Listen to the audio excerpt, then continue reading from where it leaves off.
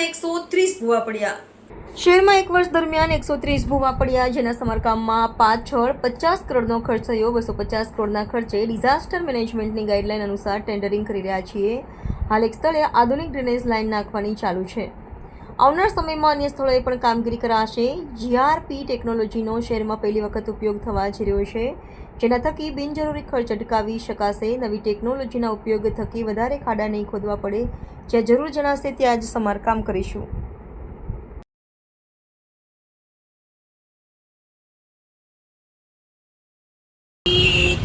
સાહેબ, શું કહેશો? કરોડ રૂપિયાના ખર્ચ બાદ પણ આ જે ભૂવા વારંવાર પડી રહ્યા છે એના વિશે શું કહેશો તમે? અને અત્યારે શું નવી ટેકનોલોજી આવે છે એનાથી શું ફરક પડશે, રિઝલ્ટ મળશે આપણને? ગયા ચોમાસામાં જે 100 કરતાં વધારે ભૂવા પડ્યા હતા વિવિધ સ્થળે, એને ધ્યાનમાં રાખીને આપણે ભૂવા જે પડ્યા એના ટેકનિકલ કારણો ચકાસ્યા હતા.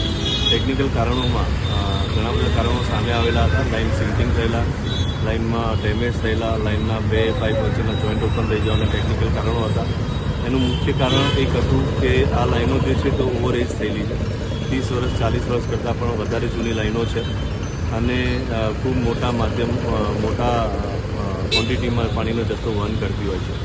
એટલે એમાં ડેમેજીસને કારણે ભૂવા ગયા વર્ષે પડ્યા હતા. એવી લાઈનો આપણે આઈડેન્ટિફાઈડ કરી છે.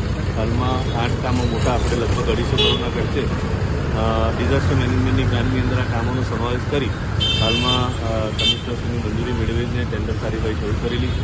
ખૂબ ઝડપથી આપણે આ 8 કામોને બી શરૂ કરીશું.